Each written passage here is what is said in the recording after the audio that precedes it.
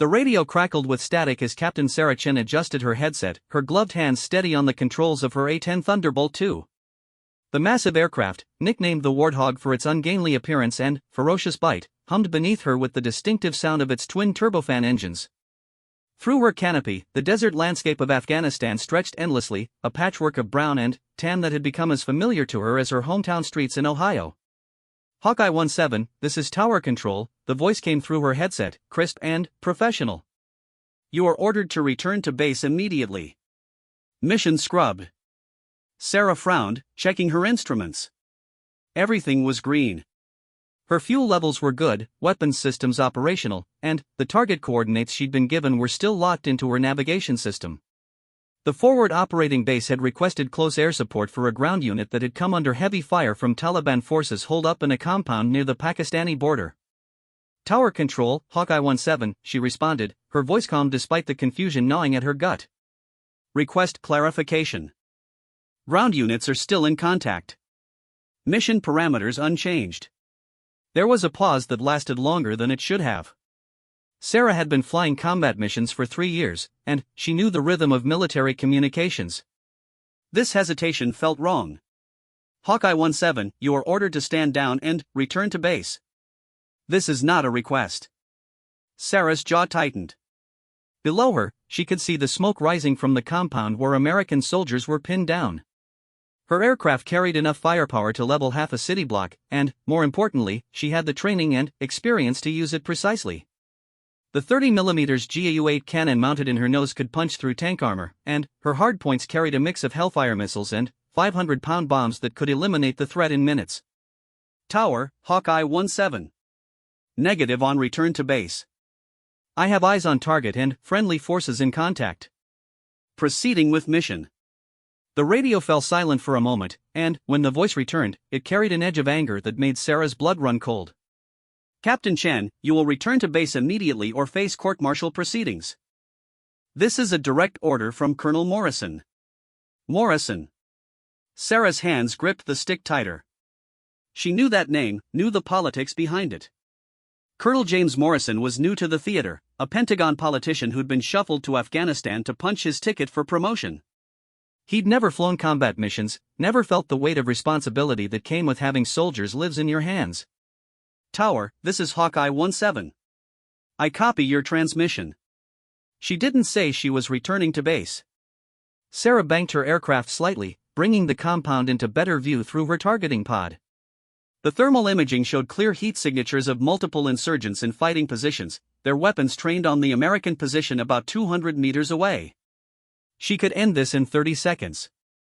Her radio crackled again, but this time it wasn't the tower. Hawkeye 17, this is Viper Lead. We're vectoring to your position to escort you back to base. Sarah's heart sank.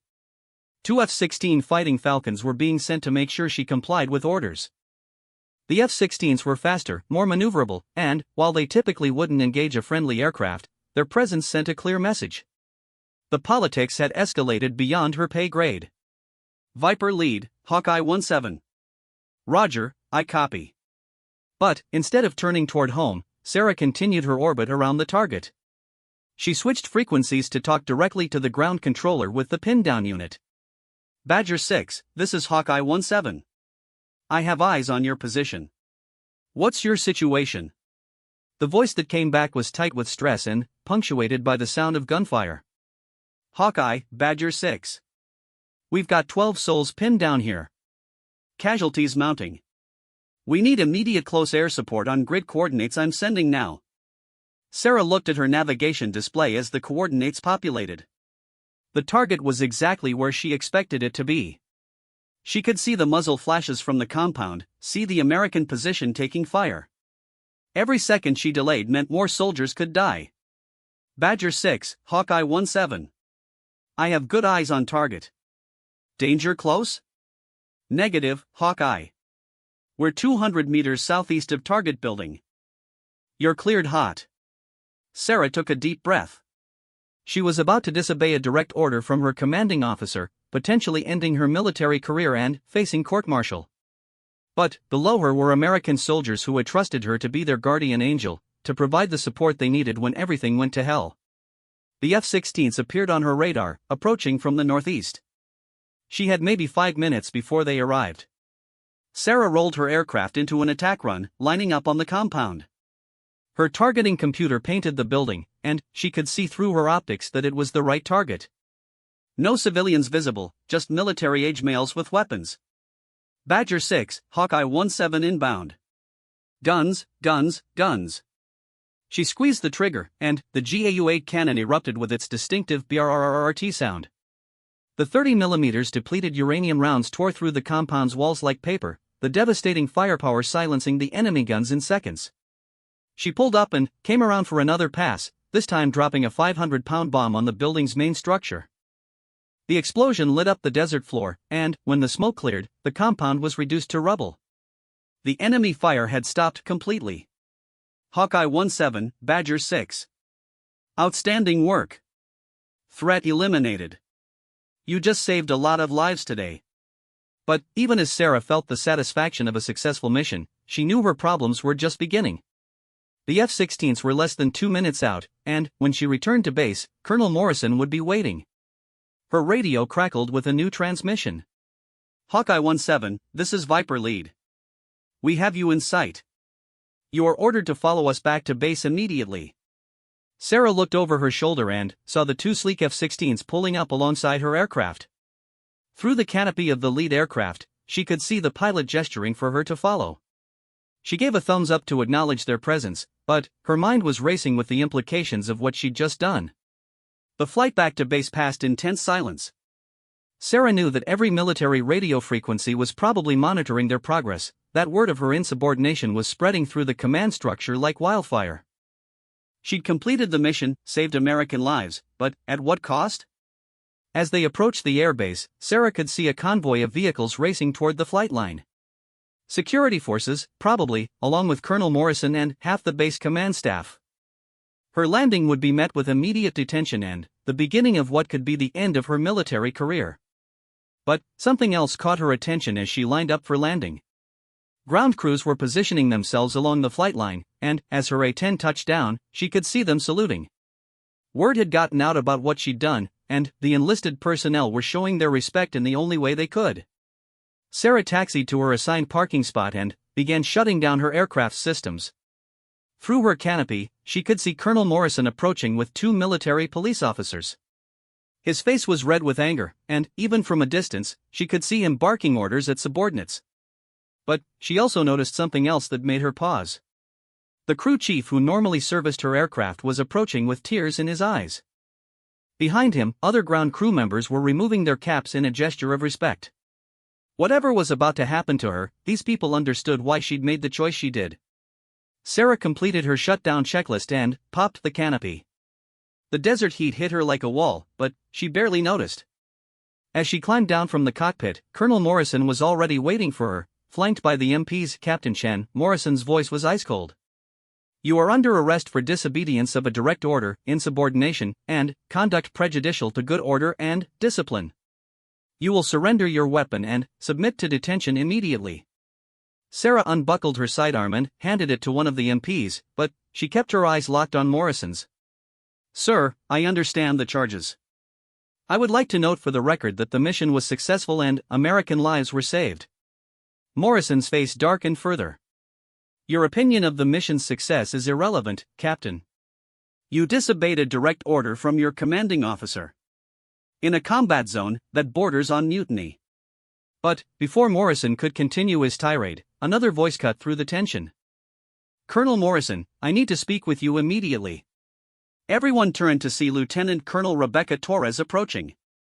Torres was the deputy operations officer, a combat veteran who'd flown missions in both Iraq and Afghanistan. She had the respect of every pilot on the base, and, more importantly, she had connections at higher levels of command. Morrison's expression shifted slightly. Torres outranked him in experience if not in grade, and her interruption carried weight. This can wait, Colonel Torres. I'm dealing with a disciplinary matter. No sir, it cannot wait. Torres's voice carried an authority that made Morrison step back. I just received word from Division that there's been a development. The ground unit Captain Chen supported has made contact with high-value targets that were in that compound. Intelligence is saying this might be one of the most significant operations of the month. Sarah felt a glimmer of hope, but she kept her expression neutral. In the military, success could sometimes outweigh insubordination, but only sometimes. Morrison seemed to deflate slightly. That doesn't change the fact that she disobeyed orders. No sir, it doesn't, Torres agreed. But it does change the context. I suggest we continue this conversation in your office, away from the flight line. As the group began to move toward the operations building, Sarah caught sight of something that made her heart skip. The two F-16 pilots who had escorted her back were climbing down from their aircraft, and one of them was walking in her direction. Major David Kim removed his helmet as he approached, his expression unreadable. Sarah had flown with him before on joint missions, and she respected his skills as a pilot and his judgment as an officer. Chen, he said quietly as he drew near. That was either the bravest or the stupidest thing I've ever seen a pilot do. Probably both, sir, Sarah replied, not sure if he was about to support her or condemn her. Kim glanced around to make sure they weren't being overheard, then leaned closer. For what it's worth, you made the right call. Those soldiers are going home to their families tonight because of what you did. Before Sarah could respond, Kim had fallen into step behind the group heading to the operations building. But his words gave her something to hold on to as she faced whatever came next. The operations building was buzzing with activity as they entered. Staff officers were moving between workstations, phones were ringing constantly, and the large situational display showed multiple friendly and enemy positions across the area of operations. Sarah could see that her mission had been part of a larger operation that was still unfolding. Morrison led the group to a conference room and closed the door. Besides Morrison and Torres, there were two other officers present, Major General Patricia Hayes, the wing commander, who had flown in from Kabul, and Lieutenant Colonel Michael Brooks, the staff judge advocate who would handle any legal proceedings. Sarah was ordered to sit at one end of the table while the officers arranged themselves opposite her. The setup felt like a tribunal, and Sarah tried to calm her nerves by focusing on her breathing. General Hayes spoke first, her voice carrying the authority of decades of military service.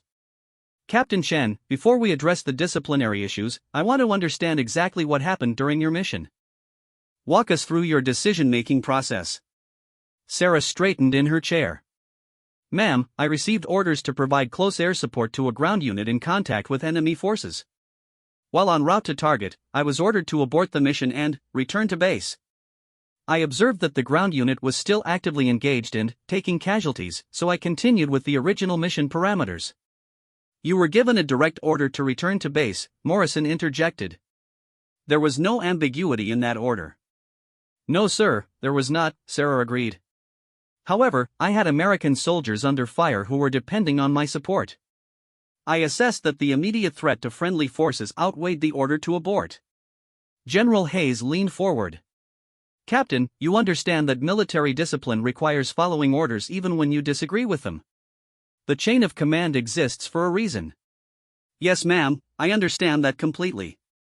I also understand that my primary mission as a pilot is to support ground forces and protect American lives. When those two imperatives conflicted, I chose to protect the soldiers. Lieutenant Colonel Brooks, the lawyer, made a note on his pad. Captain, were you aware that disobeying orders in a combat zone can result in court-martial and potential imprisonment? Yes, sir, I was aware of the consequences. The room fell silent for a moment. Sarah could hear the hum of the air conditioning and the muffled sounds of activity from the operations center outside. General Hayes looked at her thoughtfully. Captain Chen, I've reviewed your service record. 3 years of combat flying, excellent fitness reports, multiple commendations for valor. You've never had disciplinary problems before. Help me understand why you chose this moment to become insubordinate. Sarah took a deep breath. This was her chance to explain herself, to make them understand why she'd risked everything. Ma'am, 6 months ago I was flying a mission near Kandahar when a convoy got hit by an IED. The ground commander requested immediate close air support, but I was ordered to hold off until intelligence could confirm there were no civilians in the area. By the time I got clearance to engage, 3 soldiers had bled out waiting for help. She paused, the memory still painful. I swore that day that I would never let bureaucracy or politics cost American lives if I could prevent it. Today, when I saw those soldiers pinned down and taking fire, I couldn't stand by and watch it happen again. General Hayes exchanged a look with Lieutenant Colonel Torres. Sarah couldn't read their expressions, but she sensed that her explanation was having some impact. Morrison, however, remained unmoved.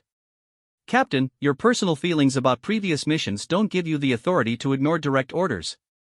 If every pilot decided which orders to follow based on their individual judgment, we'd have chaos." "Colonel Morrison is correct about the importance of following orders," General Hayes said.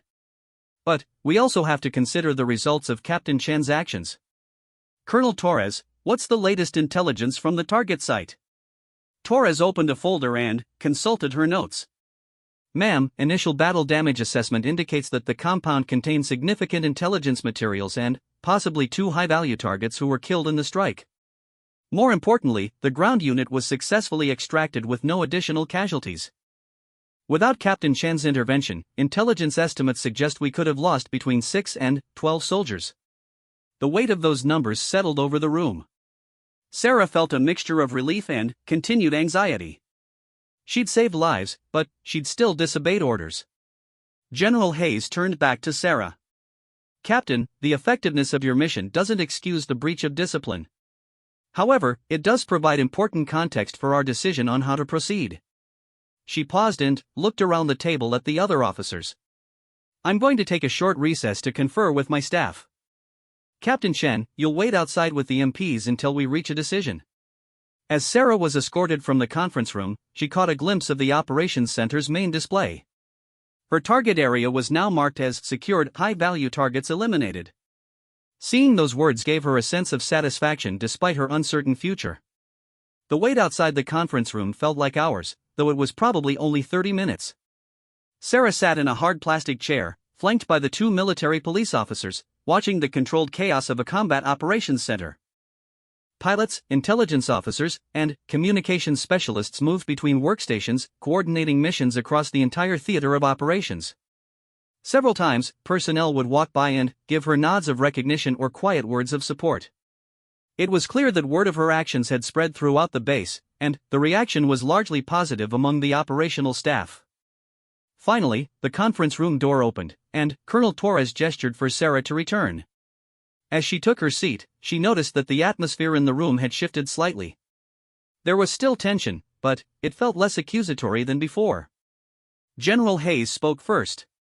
"Captain Chen, after reviewing all the facts and consulting with legal counsel, we've reached a decision regarding your actions today." Sarah held her breath. "Your disobedience of orders represents a serious breach of military discipline that cannot be overlooked. However, the results of your mission and your previously exemplary service record are significant mitigating factors." Sarah remained silent, waiting for the verdict. "You will receive a formal letter of reprimand in your personnel file, and you'll be restricted to base for 30 days. However, you will not face court-martial proceedings, and you will continue flying combat missions." Relief flooded through Sarah, though she tried not to let it show on her face. A letter of reprimand was serious, but it wouldn't end her career. Furthermore, General Hayes continued, "After reviewing the circumstances that led to your decision, we're going to conduct a review of our mission abort procedures to ensure that ground commanders have more direct input when their units are in immediate danger." Sarah felt a surge of hope. Maybe some good would come from this beyond just her own situation. Colonel Morrison looked like he'd been forced to swallow something unpleasant, but he didn't argue with the decision. Sarah suspected that pressure from higher command levels had influenced the outcome. "Captain Chen," General Hayes said, standing to indicate the meeting was over, "I want to be absolutely clear about something. What you did today saved lives, and that matters.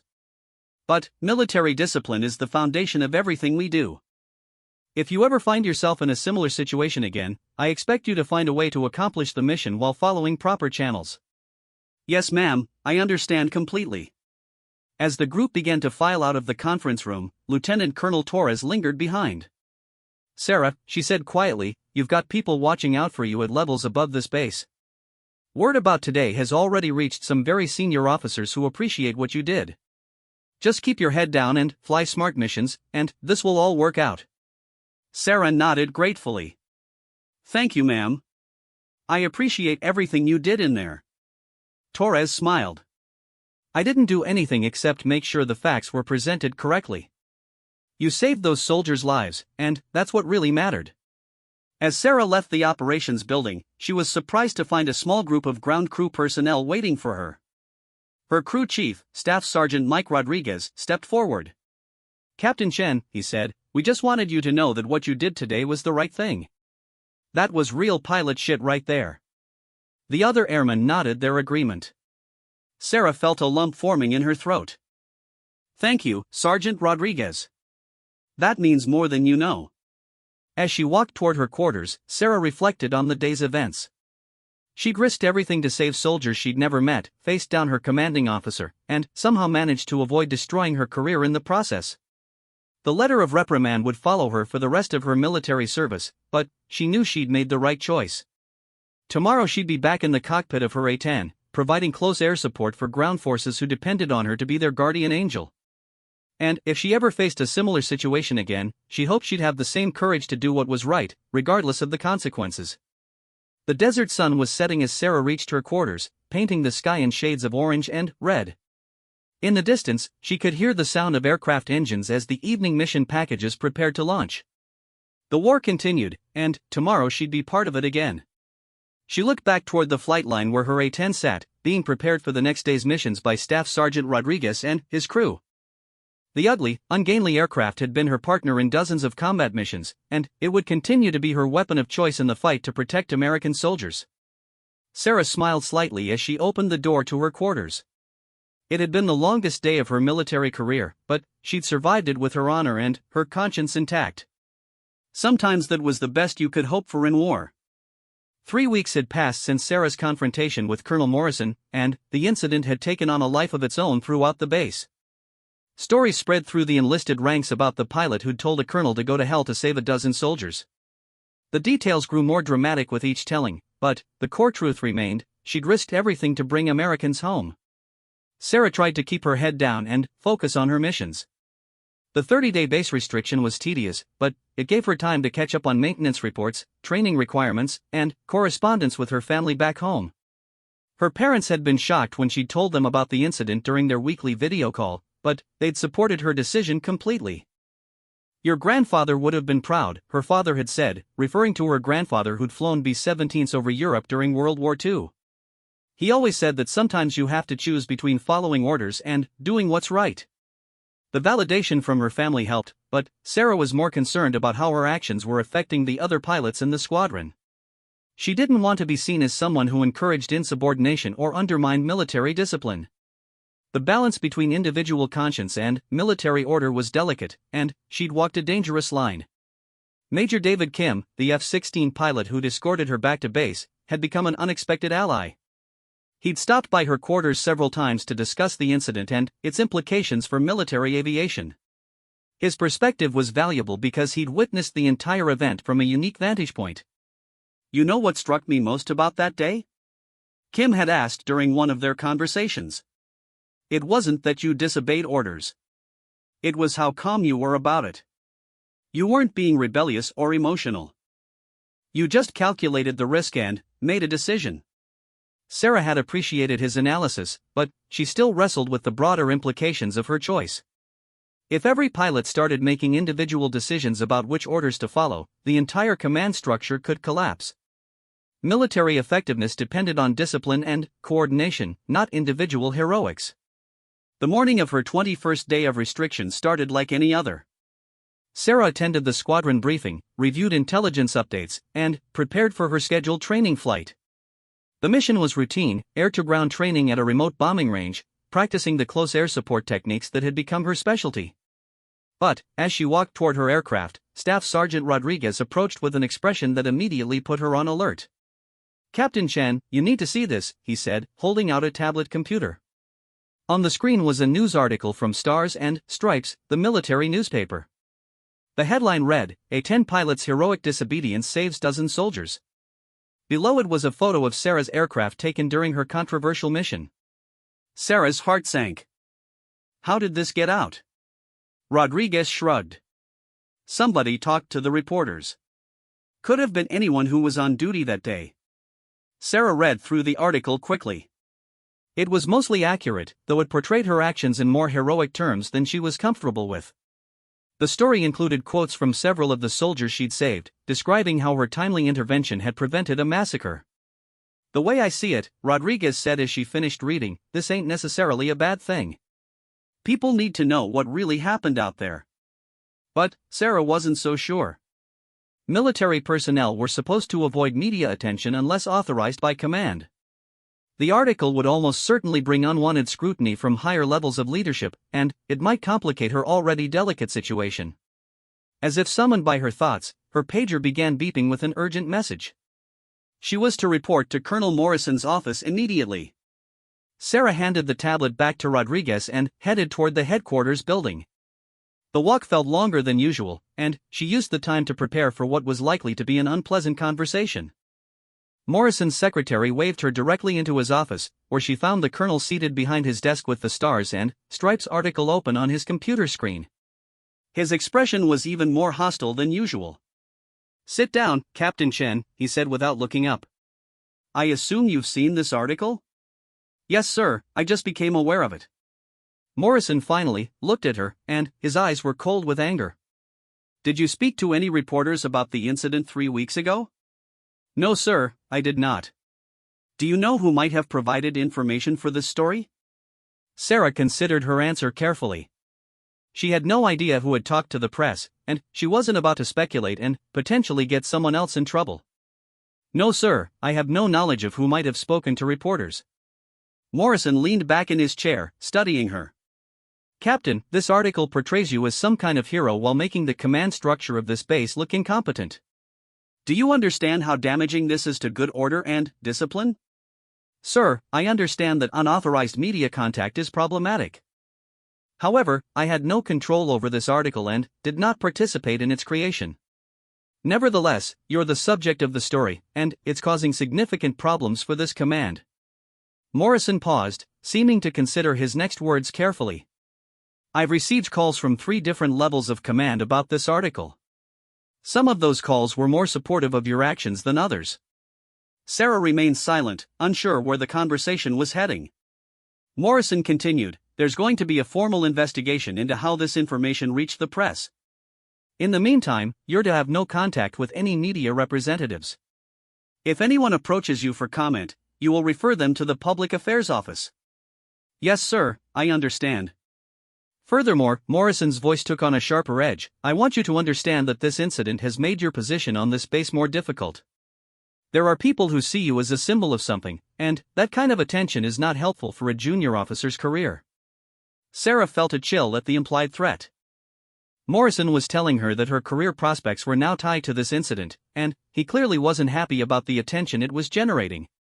"Sir, I've tried to keep a low profile since the incident. I haven't sought any attention or recognition." "I know that," Morrison admitted grudgingly. "But intentions don't always control outcomes. This article has taken on a life of its own, and you're going to have to deal with the consequences." Before Sarah could respond, there was a knock on Morrison's office door. His secretary entered without waiting for permission. "Sir, I'm sorry to interrupt, but General Hayes is on the phone from division headquarters. She says it's urgent." Morrison's expression shifted immediately. Calls from general officers were never ignored, especially urgent ones. "Captain Chen, wait outside. This conversation isn't finished."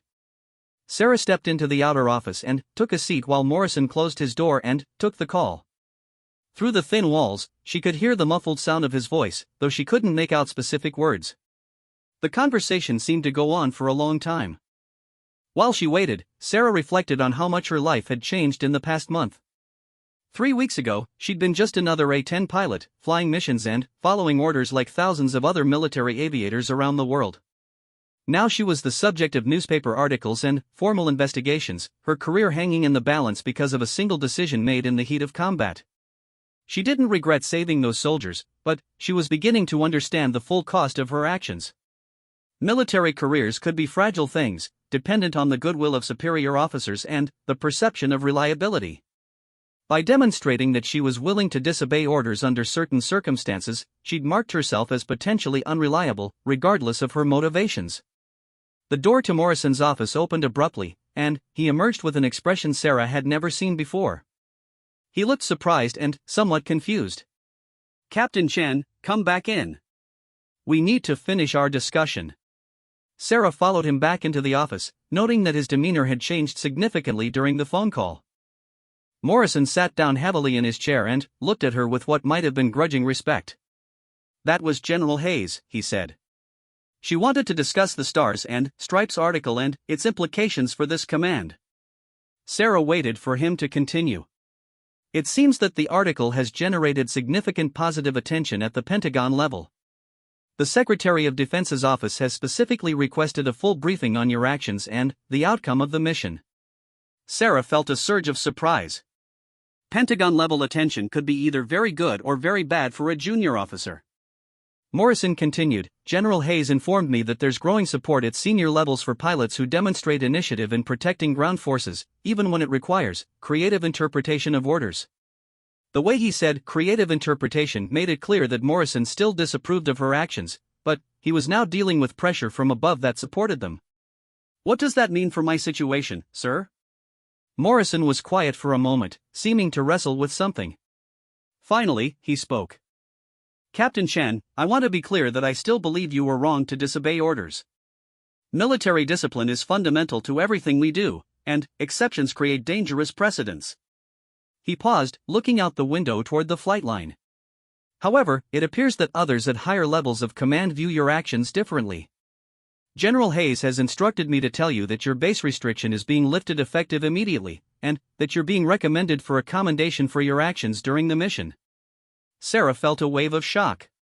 A commendation was the last thing she'd expected after being formally reprimanded. Morrison seemed to read her expression. I know it seems contradictory. You're receiving both a letter of reprimand and a commendation for the same action. That's the military for you. Sir, I'm not sure I understand the implications of all this. Morrison leaned forward, his expression serious. Captain, whether you intended it or not, your actions have made you a symbol. There are people in the Pentagon who believe that pilots need more autonomy to support ground forces, and there are others who believe that strict adherence to orders is paramount. You've become a focal point for that debate. Sarah felt the weight of unwanted responsibility settling on her shoulders. She'd never intended to become a symbol of anything. She just wanted to save soldiers' lives. What does that mean for my future assignments, sir? That's still being determined, Morrison replied. But I can tell you that your career trajectory has changed significantly. You're no longer just another pilot. Every assignment, every evaluation, every mission you fly will be viewed through the lens of this incident. Sarah considered this soberly. Fame, even positive fame, could be a burden for a military officer. It meant constant scrutiny, higher expectations, and the pressure to live up to an image that might not reflect reality. Morrison stood up, indicating that the meeting was ending. Captain, my advice to you is to focus on being the best pilot you can be. Fly good missions, take care of your people, and let others worry about the politics and symbolism. Yes, sir, I appreciate that advice. As Sarah turned to leave, Morrison spoke again. Captain Chen, for what it's worth, I may not agree with your methods, but I can't argue with your results. Those soldiers went home to their families because of what you did. That matters, even if the way you did it created problems. Sarah turned back to face him. Sir, I hope you understand that I never intended to undermine your authority or the chain of command. I was trying to balance competing priorities in a difficult situation. Morrison nodded slowly. I do understand that, Captain. Which is why you're still flying missions instead of facing court-martial.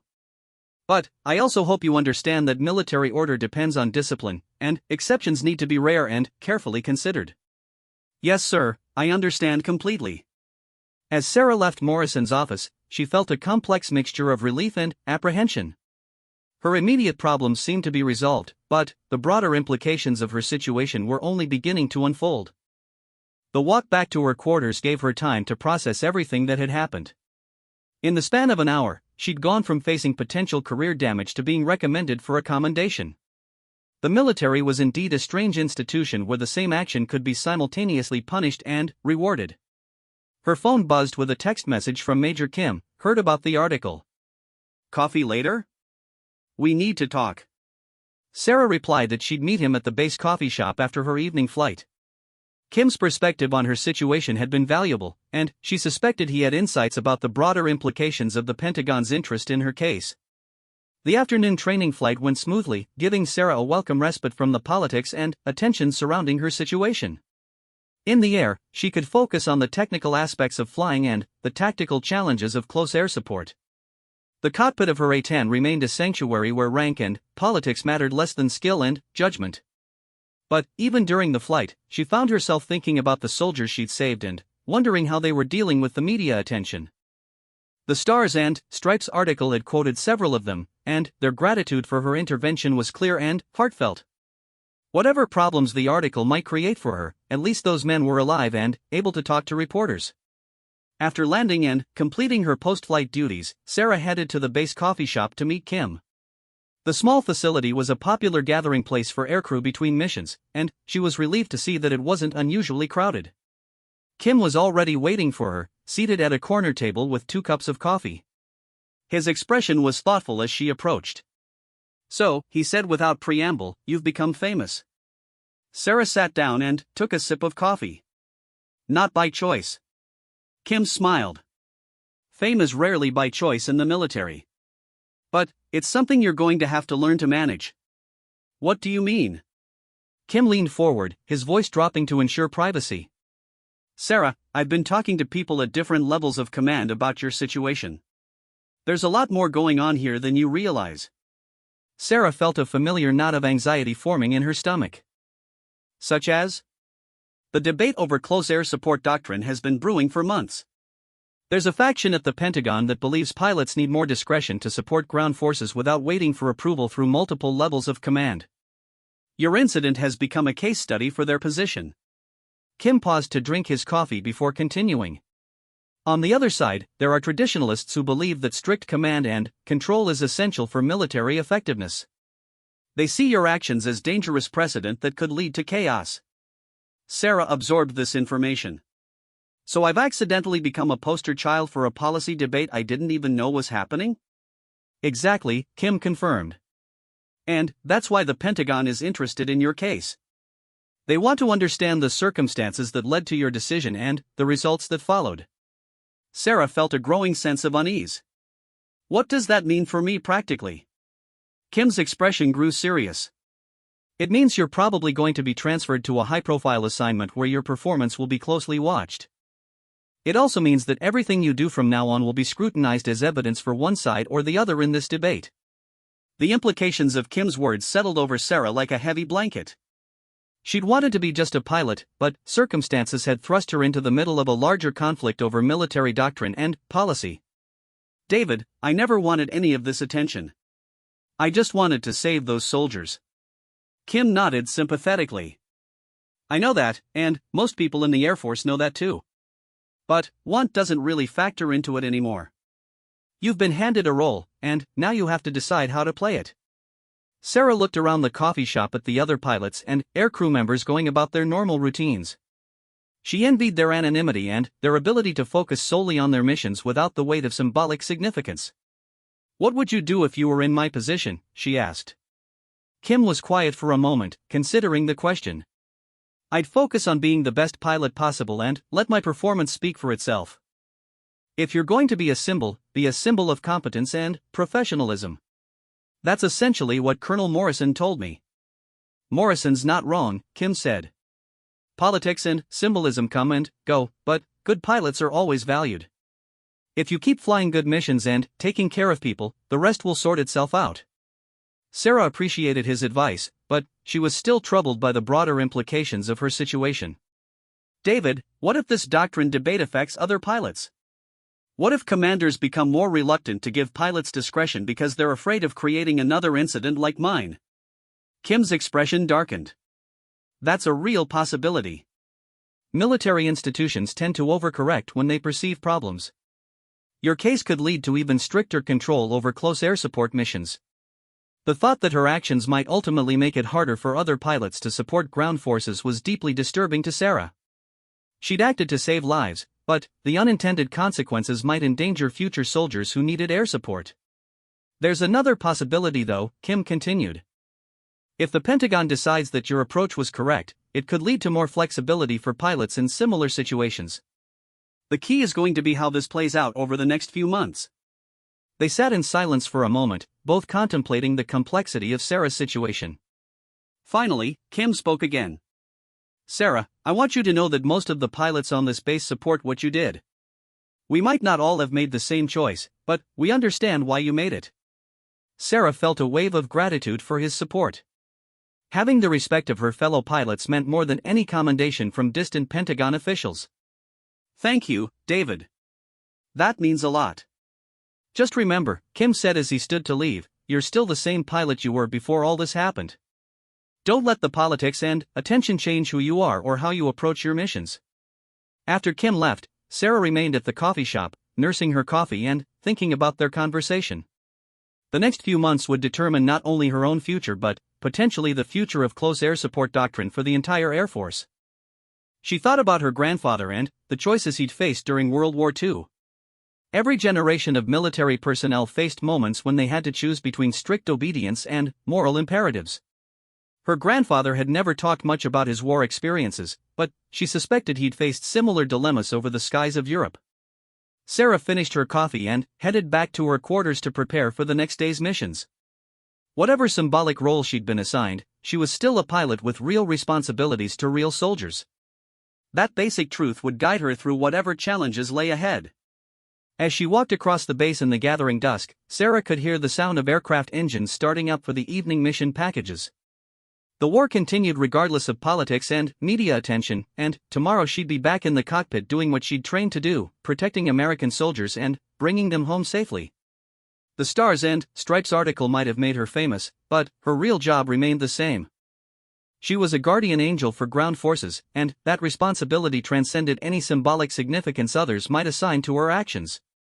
The Pentagon building was more intimidating than Sarah had imagined. As her taxi pulled up to the massive structure, she felt a familiar knot of anxiety forming in her stomach. It had been 6 weeks since the Stars and Stripes article, and 2 weeks since she'd received orders to report to Washington for what was euphemistically called operational consultations. Colonel Morrison had been surprisingly supportive when her transfer orders came through. Captain Chen, he'd said during their final meeting, whatever I may think about your methods, you're representing all of us now. Make us proud. The escort officer who met her at the Pentagon entrance was a polished Air Force major who looked like he'd never spent a day outside of Washington. Major Thompson led her through seemingly endless corridors lined with portraits of military leaders and displays chronicling American military history. Captain Chen, you'll be meeting with a joint committee that's reviewing close air support protocols, Thompson explained as they walked. This is part of a broader study on battlefield autonomy and commander's intent in complex operational environments. Sarah nodded, though she wasn't entirely sure what those terms meant in practical terms. Military bureaucracy had a way of turning simple concepts into incomprehensible jargon. They arrived at a conference room that was larger and more formal than any Sarah had ever seen. The table was surrounded by senior officers from all branches of service, with nameplates indicating ranks from colonel to general. At the head of the table sat General Patricia Hayes, the wing commander who had made the decision about Sarah's case weeks earlier. Captain Chen, General Hayes said as Sarah entered, "Thank you for coming. Please take a seat." Sarah found herself seated across from a collection of ribbons, stars, and eagles that represented decades of military experience. She felt acutely aware of her relatively junior rank and limited experience compared to the officers around the table. General Hayes began the briefing. "Ladies and gentlemen, we're here to review the incident involving Captain Chen and discuss its implications for our close air support doctrine. Captain, would you please walk us through the events of that day from your perspective?" Sarah had rehearsed this briefing dozens of times, but facing a room full of senior officers made her mouth feel dry. She began with the initial mission briefing and walked through each decision point, explaining her reasoning and the factors she considered. When she reached the moment when she chose to disobey orders, the room fell completely silent. Sarah could feel the weight of their attention as she explained her assessment of the tactical situation and her decision to prioritize the lives of the soldiers on the ground. "Captain," interrupted a two-star general whose nameplate read Davidson, "you understood that you were directly disobeying orders from your commanding officer?" "Yes, sir, I understood that clearly." General Davidson leaned forward. "And you were willing to accept court-martial and imprisonment to make that attack?" Sarah met his gaze steadily. Sir, I was willing to accept the consequences of my actions. The soldiers on the ground were taking casualties, and I had the capability to stop the threat immediately. Another officer, an army colonel, spoke up. Captain, what would you have done if the enemy position had been in a populated area with potential civilian casualties? Sarah had anticipated this question. Sir, I would have used different tactics appropriate to the threat and the environment. In this case, the target was isolated from civilian structures, and my sensors confirmed no non-combatants in the immediate area.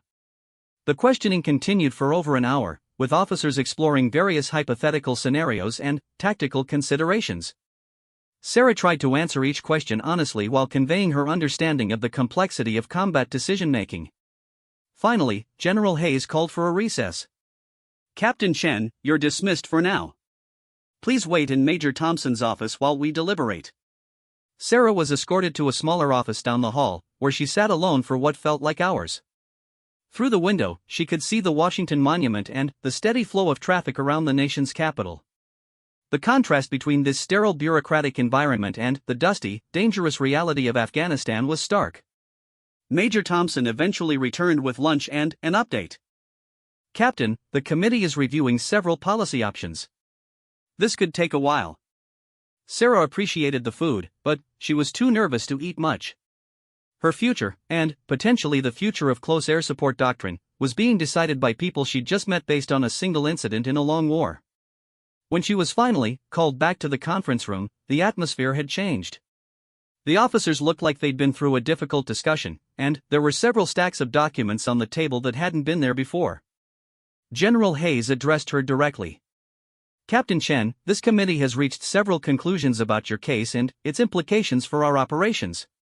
Sarah straightened in her chair, preparing for whatever verdict they'd reached. First, we've determined that your tactical assessment of the situation was correct. The threat to friendly forces was immediate and significant, and your intervention was militarily necessary. Sarah felt a wave of relief, but General Hayes wasn't finished.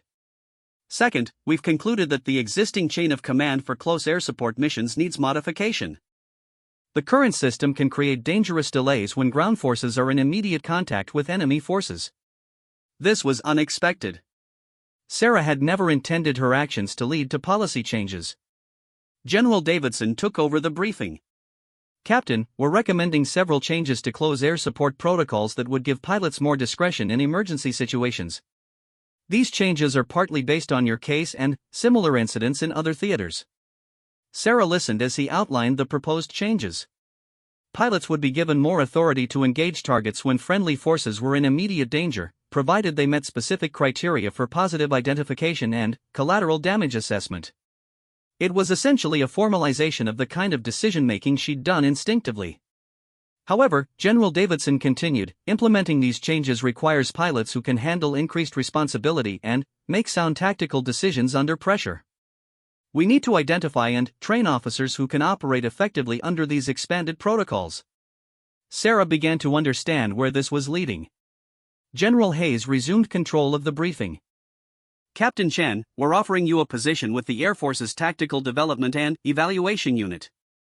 You'd work with test pilots and tactics development officers to refine these new protocols and train other pilots in their implementation. Sarah felt a mixture of excitement and apprehension. The assignment sounded challenging and important, but it would take her away from operational flying and into a more administrative role. Ma'am, would this position involve combat flying? Some, General Hayes replied. You'd be testing new tactics in controlled environments and occasionally flying operational missions to evaluate protocol effectiveness. But the primary focus would be on developing training programs and tactical procedures. Sarah considered this carefully. It was an honor to be offered such a position, but she joined the Air Force to be a pilot, not a bureaucrat. Ma'am, may I ask about the timeline for this decision? We'd need your answer within 2 weeks, General Davidson said. If you accept, you'd report to Nellis Air Force Base in Nevada next month for initial training with the Test Pilot School. The mention of Test Pilot School caught Sarah's attention. It was one of the most prestigious assignments in military aviation, and pilots typically competed for years to gain acceptance. General Hayes seemed to read her thoughts. Captain, this assignment would put you on track for test pilot training and, potentially, astronaut candidacy. It's a significant opportunity.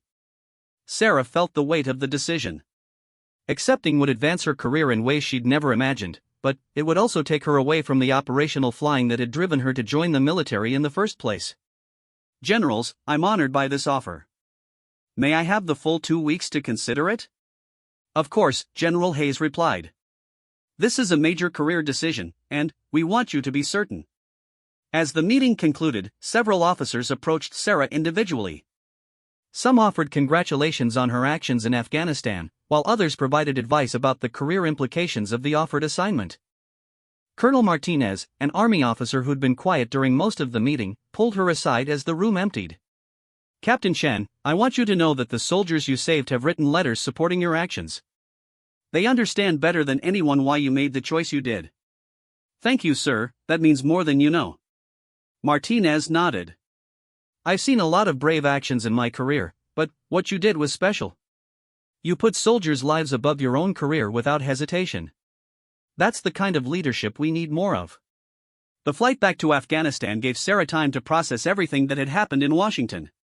The offer was tempting, but it represented a fundamental change in her military career. She'd gone from being a combat pilot to being a case study to being offered a role in shaping Air Force doctrine. When she arrived back at her base, the contrast with the Pentagon was jarring. The heat, dust, and constant background noise of military operations reminded her why she'd chosen to be an operational pilot rather than a staff officer. This was where the real work of the military happened, where policies and procedures were tested against the unforgiving reality of combat. Staff Sergeant Rodriguez was waiting when she returned to the flight line. Captain Chen, welcome back. How was Washington? Educational, Sarah replied, not wanting to share details of classified discussions. Rodriguez grinned. I bet. The crew chiefs have been keeping your bird ready to fly. She missed you. Sarah looked at her A10, sitting on the ramp with fresh maintenance stickers and a full load of ammunition. The ugly, reliable aircraft represented everything she loved about military aviation: the direct connection between pilot skill and mission success, the immediate feedback of combat operations, and the clear purpose of protecting soldiers on the ground. Over the next week, Sarah flew 3 combat missions while contemplating her decision about the Washington assignment. Each mission reinforced her love for operational flying and her commitment to supporting ground forces. But they also highlighted the limitations of current tactics and procedures, the same limitations that the Pentagon wanted her to help address. The decision became clearer after a particularly challenging mission supporting a special operations team that had been pinned down for several hours. The existing approval process had delayed her arrival at the target area, and, by the time she was cleared to engage, 2 soldiers had been wounded. As she flew back to base after successfully extracting the team, Sarah realized that her choice wasn't really between flying and not flying. It was between being part of the solution to tactical problems or continuing to work within flawed systems. That evening, she called Major Kim to discuss her dilemma. David, I'm torn between staying operational and taking this Pentagon assignment. Kim's response was thoughtful. Sarah, you've always been focused on helping soldiers. This assignment would let you help more soldiers than you could ever reach from the cockpit of a single A-10. But I'd be giving up what I love most about the Air Force. Maybe, Kim said, but you'd also be ensuring that future pilots have better tools and procedures to do what you love. Sometimes leadership means sacrificing what you want for what's needed. After the call, Sarah spent the night thinking about her grandfather and the choices he'd made during his military career. He'd transitioned from operational flying to training new pilots, understanding that his experience could multiply his impact on the war effort. The next morning, Sarah wrote her acceptance letter for the Pentagon assignment. The decision felt right, even though it meant leaving behind the immediate satisfaction of combat flying. Colonel Morrison's reaction to her decision was characteristically complex. Captain Chen, I'm not surprised by your choice. You've always been willing to take on challenges that other people would avoid. Sir, I hope this assignment allows me to contribute to improving our capabilities. Morrison nodded slowly. I think it will. And, Captain, for what it's worth, I've come to understand why you made the choice you did that day. I still don't agree with disobeying orders, but I respect your commitment to protecting soldiers. Sarah appreciated his words more than she could express. Thank you, sir. That means a lot coming from you. Her final mission in Afghanistan was a routine patrol flight, but Sarah savored every moment. She flew her usual route along the Pakistani border, checking in with ground units and maintaining overwatch for potential threats. The familiar landscape looked different, knowing it would be the last time she'd see it from the cockpit of an A-10.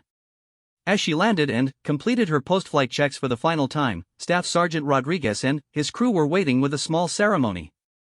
They prepared a plaque commemorating her service with the squadron and her actions during the controversial mission. Captain Chen, Rodriguez said as he presented the plaque, "This crew has worked on a lot of aircraft with a lot of pilots. But we've never worked with anyone who cared more about the mission and the soldiers than you do. That's something special." Sarah felt tears forming in her eyes as she looked at the faces of the men and women who'd maintained her aircraft and supported her missions. These people represented the best of military service, dedication, competence, and an unwavering commitment to supporting those who depended on them. Her last night at the base was spent at the coffee shop with several of the other pilots. The conversation ranged from tactical discussions to stories about family back home, the kind of informal bonding that made military units effective. Major Kim raised his coffee cup in a toast to Sarah Chen, who taught us that sometimes the most important orders are the ones we give ourselves. The other pilots raised their cups, and Sarah felt a warm sense of belonging and accomplishment. Whatever challenges lay ahead in her new assignment, she'd always have the satisfaction of knowing she'd served with honor among people who understood the true meaning of military service. The flight to Nevada took her over landscapes that changed from the brown deserts of Afghanistan to the varied terrain of the American West. As the aircraft descended toward Nellis Air Force Base, Sarah could see the test ranges where she'd be working to develop new tactics and procedures. The base was unlike anything she'd experienced. Instead of the temporary feel of combat deployments, Nellis had the permanent infrastructure of a major training and development facility. The flight line was filled with aircraft she'd only seen in magazines, experimental fighters, modified bombers, and prototype systems that represented the future of military aviation. Her sponsor officer, Major Lisa Park, met her at base operations. "Captain Chen, welcome to the cutting edge of military aviation. Are you ready to help us figure out how to fight the next war?" Sarah looked around at the impressive facilities and advanced aircraft surrounding them. The transition from combat operations to tactical development would be challenging, but it represented an opportunity to influence the future of military aviation in ways she'd never imagined. "Yes, ma'am, I'm ready to get started." As they drove toward her new quarters, Major Park outlined the initial training program and the projects she'd be working on. It was clear that the assignment would challenge her in new ways, combining her operational experience with theoretical knowledge she'd need to develop. That evening, Sarah called her parents to let them know she'd arrived safely at her new assignment. "How does it feel to be working at the Pentagon level?" her father asked. Sarah considered the question as she looked out at the lights of Las Vegas in the distance. "It feels like a big responsibility, Dad. I'm hoping I can make a difference." "You already have, sweetheart," her mother said. "Those soldiers you saved will never forget what you did for them." After the call, Sarah reflected on the path that had brought her from a routine combat mission to a career-changing assignment in tactical development. She'd never intended to become a symbol or a case study, but circumstances had thrust her into a role that could influence the future of military aviation. Tomorrow she'd begin learning how to translate operational experience into doctrine and training programs. It was a different kind of flying, but it was still about protecting soldiers and advancing the mission of military aviation. Sarah looked out at the Nevada desert and thought about all the pilots who would benefit from improved tactics and procedures. Her decision to disobey orders had saved 12 soldiers, but her new assignment could potentially save thousands more by improving the tools and training available to future pilots. The transition from combat pilot to tactical developer would be challenging, but Sarah was ready for whatever came next. She'd proven that she was willing to risk everything to protect soldiers, and now she had the opportunity to extend that protection to soldiers she'd never meet, in conflicts that hadn't yet begun. As she prepared for bed in her new quarters, Sarah felt a sense of anticipation about the future. Her career had taken an unexpected turn, but it was leading her toward opportunities she'd never imagined when she first climbed into the cockpit of an A-10 Warthog. 2 years had passed since Sarah's arrival at Nellis Air Force Base, and the assignment had proven even more challenging and rewarding than she'd anticipated.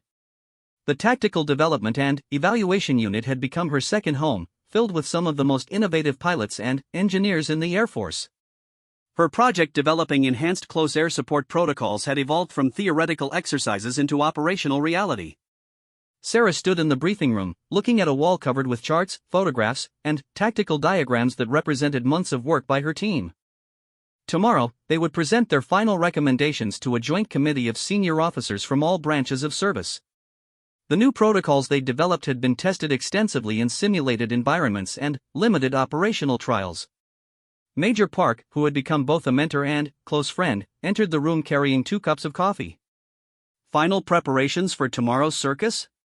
Park asked, handing Sarah one of the cups. Sarah smiled. The term circus had become their team's shorthand for high-level briefings where multiple competing interests and agendas made rational discussion challenging. "I think we're ready.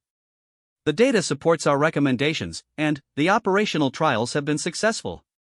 Park nodded, but her expression was thoughtful. "Sarah, you realize that tomorrow's briefing could change how the Air Force conducts close air support missions for the next decade?" Sarah felt the familiar weight of responsibility that had become constant since her assignment began.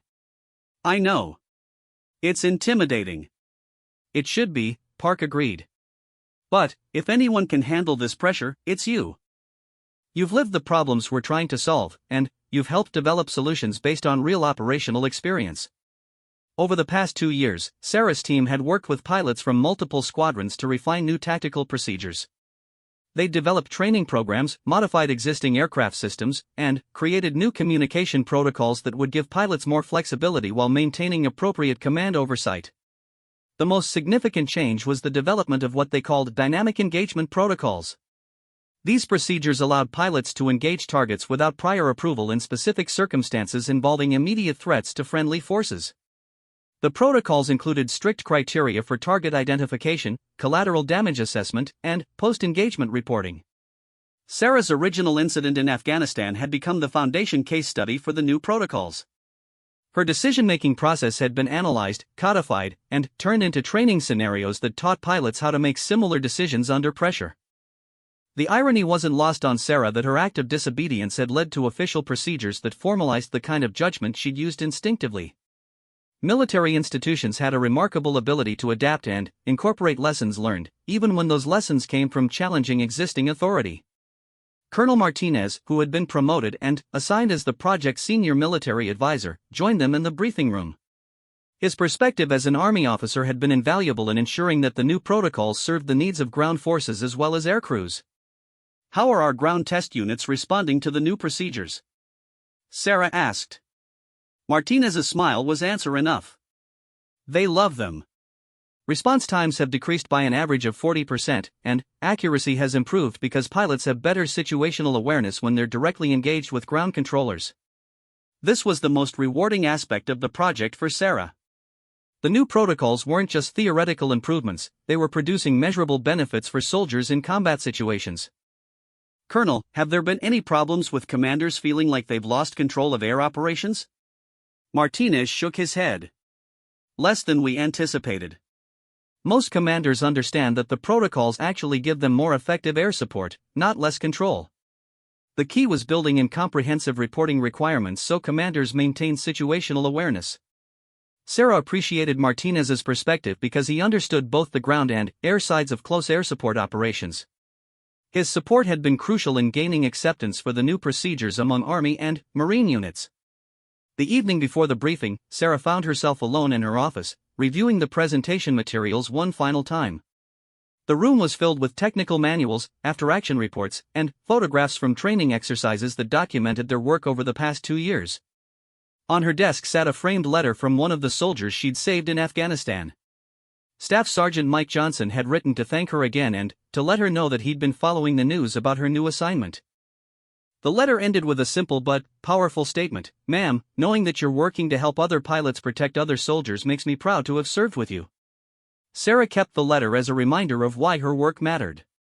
Behind all the technical procedures and policy documents were real soldiers whose lives depended on the effectiveness of close air support operations. Her phone rang, interrupting her thoughts. The caller ID showed a number she recognized, Major Kim, who was now flying F-35s at another base.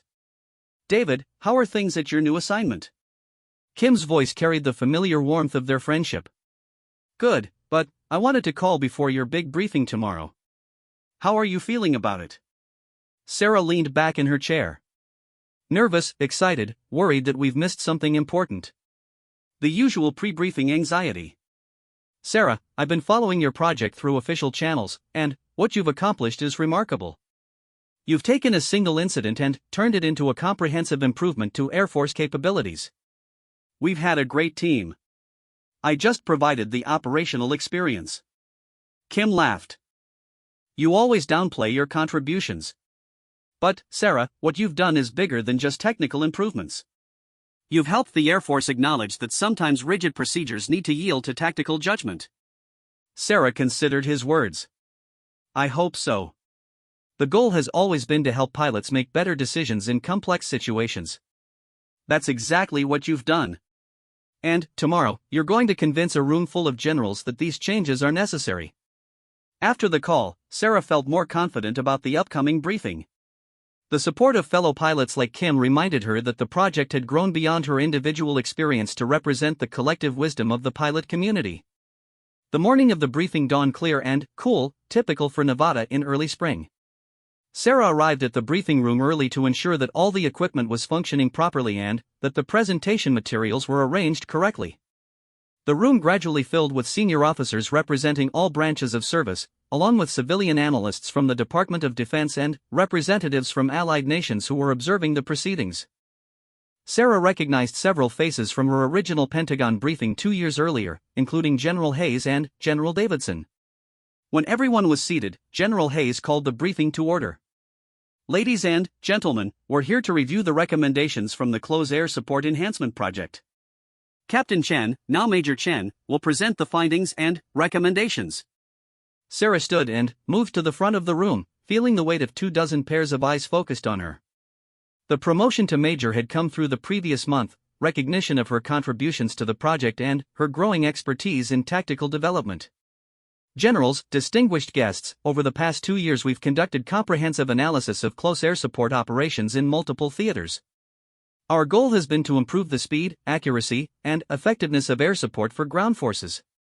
Sarah began with statistical analysis showing current performance metrics and areas for improvement. The data clearly demonstrated that existing procedures created delays that could prove costly in rapidly developing tactical situations. Our research identified 3 primary areas where current protocols create unnecessary risk to friendly forces: approval authority, communication procedures, and pilot training standards. She walked through each area systematically, presenting evidence from operational analysis, training exercises, and limited field trials. The audience asked detailed questions about methodology, sample sizes, and operational security implications. When Sarah reached the section on dynamic engagement protocols, the questions became more pointed. Several officers expressed concerns about maintaining command authority and preventing friendly fire incidents. General Davidson raised his hand. Major Chen, these protocols essentially formalize the kind of decision-making you demonstrated in Afghanistan. How do we ensure that other pilots can make similar decisions without the negative consequences? Sarah had anticipated this question. Sir, that's exactly why we've developed comprehensive training programs and clear decision criteria. Pilots won't be making arbitrary judgments, they'll be applying specific protocols based on clearly defined tactical situations. Colonel Martinez stood to support her answer. General Davidson, our ground testing has shown that pilots using these protocols make better decisions faster than under current procedures. The training requirements are rigorous, and only qualified pilots would be certified to operate under enhanced protocols. The questioning continued for over an hour, but Sarah felt confident in their responses. The data supported their recommendations, and the operational testing had demonstrated practical benefits. Finally, General Hayes called for a recess to allow the committee to deliberate. Sarah and her team were escorted to a waiting room while the senior officers discussed their recommendations. Major Park sat beside Sarah during the wait. That went well. You handled their questions perfectly. Sarah wasn't entirely convinced. Some of those questions were pretty skeptical. General Davidson seemed particularly concerned about command authority. Davidson's old school, Martinez observed. He's not opposed to innovation, but he wants to be sure we're not creating new problems while solving old ones. The wait stretched to nearly 2 hours, longer than Sarah had expected. When they were finally called back to the briefing room, the atmosphere had changed. The senior officers looked like they'd reached a difficult consensus.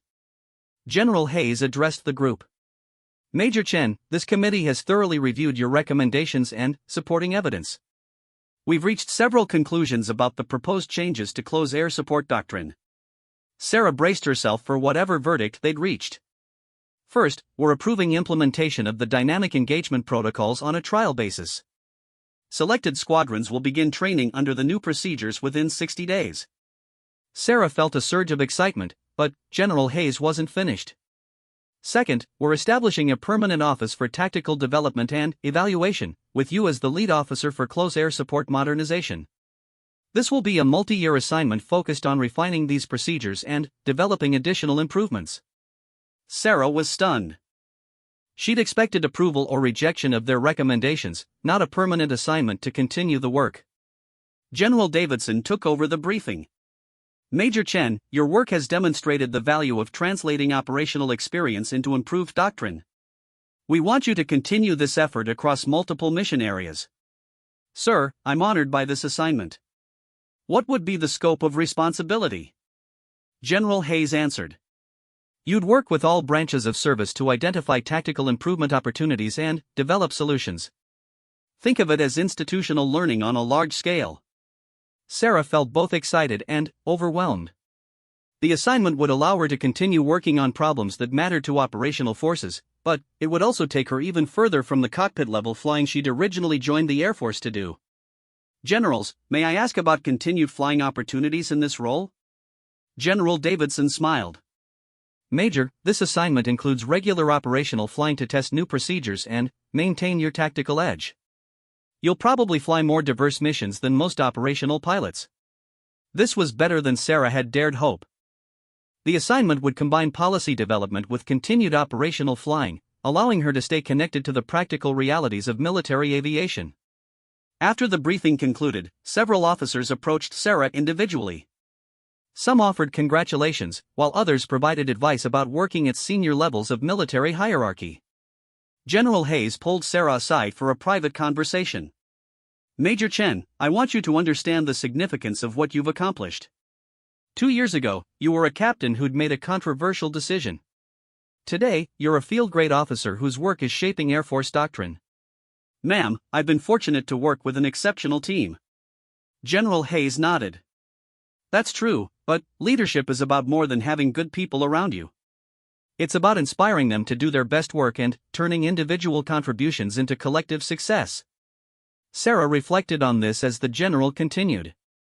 Your new assignment will require even more leadership.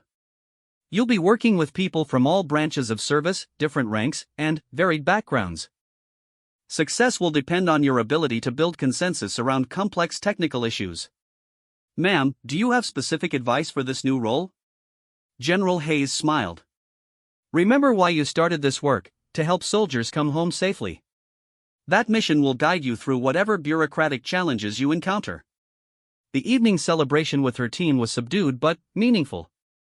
These people had become more than colleagues, they'd become friends united by shared purpose and mutual respect. Major Park raised her glass in a toast. To Sarah Chen, who proved that sometimes the best way to follow orders is to ignore them. Everyone laughed, but Sarah felt the deeper truth in Park's words.